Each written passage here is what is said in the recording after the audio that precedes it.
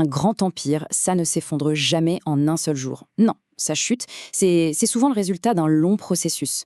Un peu comme des fissures qui s'élargissent encore et encore jusqu'à la rupture finale. Et justement, aujourd'hui, on va décortiquer la fin d'une des plus grandes puissances de l'Afrique de l'Ouest, l'empire du Jolof. Il y a une date à retenir, 1549. C'est cette année-là qui marque, officiellement, la fin de toute une ère. Imaginez, après presque 2 siècles à dominer la Sénégambie, un empire entier bascule. Et ce basculement, il a un nom et il a un lieu. C'est là, sur le champ de bataille de Danki, que les destins de l'empire a été scellés. Pour de bon. Bon, alors, allons-y. La bataille de Dankin, c'est le coup de grâce, on est d'accord. Mais la vraie question, c'est comment un empire aussi bien établi a-t-il pu en arriver là? C'est ça qu'on va explorer ensemble. Tout part d'un acte de défi. Le Cayor, qui était l'un des royaumes vassaux les plus importants, entre en rébellion ouverte. À sa tête, Amari Ngones Sobelfal. Il refuse tout simplement de se soumettre à l'autorité de l'empereur, le Bourba. Et là, forcément, la confrontation devient inévitable. Et le résultat de cette confrontation à Danki, il est sans appel. L'armée de l'Empire subit une défaite absolument écrasante. Ce n'est pas juste une bataille de perdus, non, c'est la fin de l'autorité centrale, un véritable point de non-retour. Alors ok, la défaite de Dankis, ça explique le comment ça s'est terminé. Mais ça n'explique pas le pourquoi. Pour vraiment comprendre, il faut remonter le temps. Il faut aller voir les failles qui fragilisaient l'Empire depuis des décennies. Parce que oui, la chute n'a pas été soudaine du tout. C'est l'aboutissement de faiblesses internes très profondes. Et la première, qui est peut-être même la plus importante, c'est une crise politique qui touche le cœur même du pouvoir. Au cœur de cette crise, il y a un conflit majeur entre 2 systèmes de succession. Dès la fin du XVe siècle, une lutte oppose l'héritage patrilinéaire, donc de père en fils, à l'héritage matrilinéaire, où le pouvoir passe à un neveu. Et cette division, elle a littéralement déchiré la famille royale et paralysé le pouvoir central.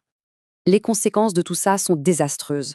On voit se succéder des souverains faibles, incapables d'imposer leur autorité. L'Empire devient presque ingouvernable. Il y a même eu une tentative de reprendre le pouvoir avec l'aide des Portugais, menée par un certain prince Gelais, mais ça se termine par un échec et son assassinat. Résultat, le Jolof se retrouve seul, isolé et terriblement vulnérable. Passons maintenant au deuxième facteur clé. Parce qu'en même temps que cette crise politique, il y a une vraie révolution économique qui est en marche. Et cette révolution, elle se fait au détriment de l'Empire.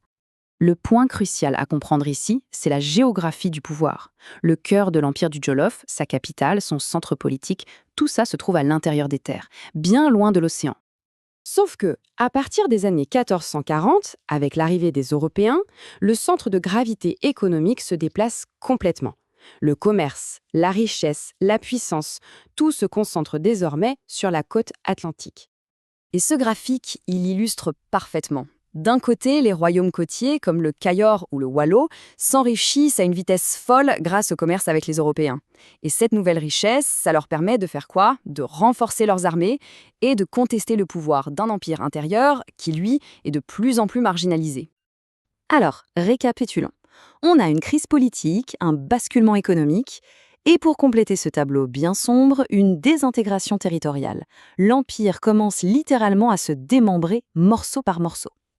Voyons ça en détail. Au nord, dès 1513, le Fouta Toro est perdu. Au sud, les royaumes du Sine et du Saloum prennent leur distance. Et même à l'intérieur de ce qui reste de l'Empire, l'autorité de l'empereur est contestée par des chefs locaux, les Laman, qui profitent du chaos général pour renforcer leur propre pouvoir. Mon retour en 1549, juste après la fameuse défaite de Danki. Avec un pouvoir central en miettes, un territoire réduit comme une peau de chagrin et une économie qui lui tourne le dos, que reste-t-il vraiment du Grand Jolof? La victoire du Cayor, ça a provoqué un véritable effet domino. Encouragés par ce succès, les autres grands royaumes vassaux, le Wallo, le Baol, n'attendent pas. Ils proclament eux aussi leur indépendance. La confédération impériale, qui avait tenu pendant 2 siècles, vient de voler en éclats. Et voilà ce qu'est devenu l'Empire. Le Jolof n'est plus qu'un royaume parmi d'autres. Pire, il est enclavé, sans accès à la mer et donc sans accès au commerce si lucratif. Il a perdu toute son influence et ne conserve plus qu'un prestige symbolique, le souvenir lointain de sa grandeur passée. Cette phrase, elle résume tout à la perfection. La fin du Grand Jolof, ce n'est pas une lente agonie dans l'indifférence générale. Non, c'est un événement brutal. Une mort sur un champ de bataille qui met un point final et spectaculaire à l'histoire d'une puissance majeure de la région. La chute du Jolof a complètement redessiné la carte politique de la région, et ce, pour des siècles. L'histoire de l'Afrique précoloniale est pleine de ces récits incroyables, de grandeur et de transformation. Alors, la question se pose, quel autre royaume fascinant mériterait qu'on s'attarde sur son histoire?